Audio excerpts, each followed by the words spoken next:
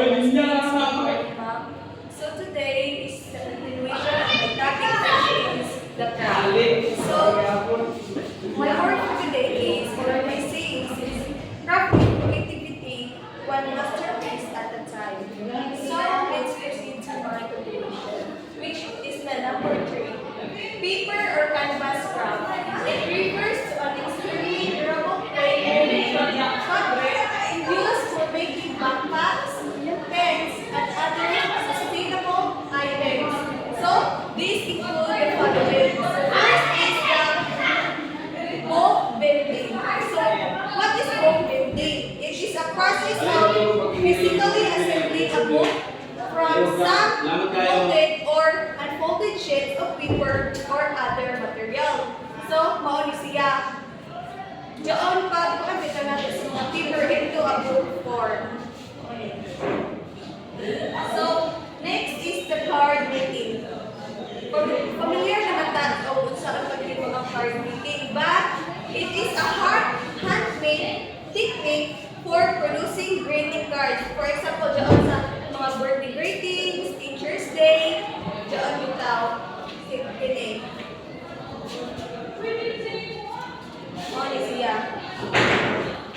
So next is the collage. So collage is a technique where the artwork is made from an assemblage of different forms, thus creating a new whole. So familiar naman kung tawag is collage, diba? Diyan mga picture na atong ito a form.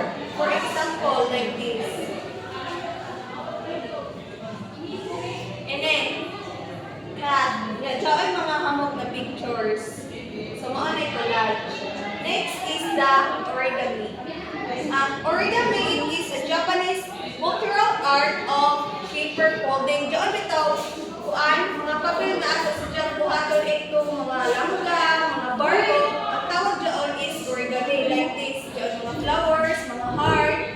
Origami diyan ang tawag.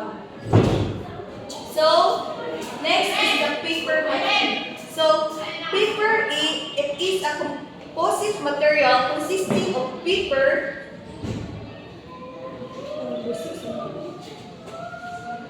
Number 5 palagi. It is a composite material consisting of paper pieces, pulp, sometimes reinforced with textile bound with an adhesive. So, when we say paper machine is diyan bitaw mga papel na ato sa diyan pikit-pikiton bitaw diyan atong baston siya sa tubig diyan magahe nga ito form. For example, ini ipikit siya to form like ini ang animals. Diyan sa iba na diyan bitaw tong grade 8 may ang papel is amo sa diyan kumot-kumot to form the volcano. Ang ana aguan paper machine pero kuan daw siya. And next is the scrapbooking. So, scrapbooking, it refers to a method of arranging, perceiving, and presenting personal and family history in a book form. So, kabayo naman ka what is scrapbooking, diba? Kaya nakagihan naman na natin siya. So, like this. Just in case nga nakalimot ka siya. Ini. Kung ano yun, naman si Jam book form niya, butangan ng mga pictures or mga design para pagkakuha na yung mga memories na yung mga kita like that. So, tawag dyan is scrapbooking. So, next is the rubber stamping. So, it is a craft in which some type of ink made of dye or pigment applied to an image or pattern that curved, molded, laser, engraved, or vulcanized into a sheet of rubber.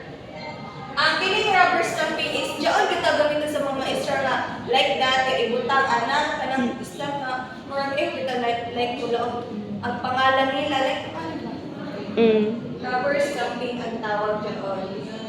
So next is the last for paper or canvas craft, which is the quilling. So quilling or paper filigree is an art form that involves the use of strips of paper that are rolled, shaped, and glued together to create decorative.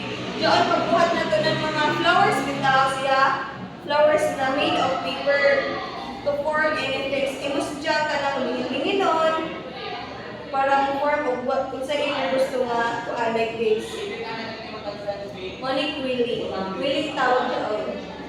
So let's proceed to plant craft.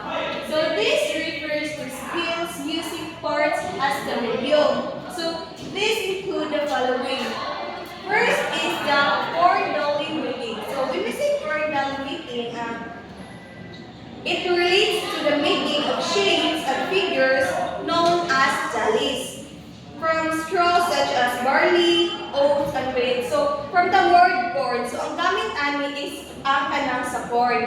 For example, is kini kanang buhaton bitaw og mga designs. Ani, money ang corn, dolly making. Ang mga kuan sa corn is imo siyang i-make into like this na mga items. For example, lang. So next is the floral design. Floral design is the art of using plant materials and flowers to create a pleasing and balanced composition. So for example, sa floral design is dyan sa mga kasal, sa mga birthday, basta kayo na ay dyan flower design, mga florals, like that sa simbahan, like that. Mao ni ginatawag og floral designs. So next is the praise flower craft. When we say praise flower craft, it consists of drying flowers, petals, and leaves in a flower trays to flatten and exclude light and moisture. For example, is ini.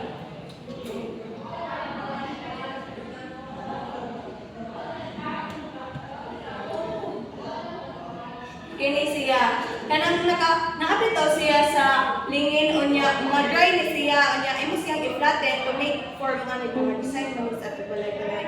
For example, if maka-afford, pero tanan man makabuhat o kung ari kay simple naman siya. So, maoto ang naa sa plant craft. So, next is the metal craft. So, when we say metal craft, there is refer to the art of executing artistic designs in metal for both practical and aesthetic purposes. So, these arts are designed for decorative items or functional objects that are beneficial and useful to us all.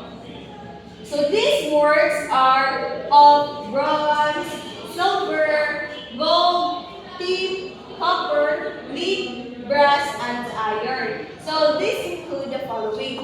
So, first is the jewelry. So, ang jewelry, diba, is made siya sa mga gold, silver, or bronze.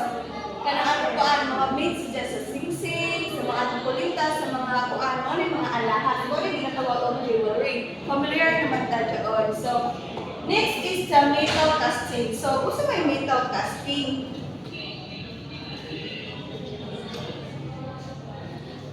While metal casting, it is a process by which a liquid material, which is the bronze, copper, glass, aluminum, and iron, is poured into a mold, which contains a hollow cavity of the desired shape and being allowed to solidity. So, for example, mauni siya ang iron casting. Diyon tunawon ang mga gold or anything na para ma-form siya into another form daw. Muna yung kuan sa metal casting na ang mga bronze, copper, or aluminum like that is ma-mold siya into another form. So the last one is the welded sculpture. So welded sculpture, it is an art form in which statue is made using welding technique. So diyon, welded sculpture is diyon kita mga estatwa nga kanang gamitan sa pag-welding bitaw mga welding like that. So kanang mga dinagko mao na siya like for example like this. Kini siya Kini siya. So di ba gi-welding siya para ma-form og ani nga statue. So mao na gitawag og welded sculpture. So other examples of craft are basket weaving, doll making, knife making, and toy making. So that's all. Thank you.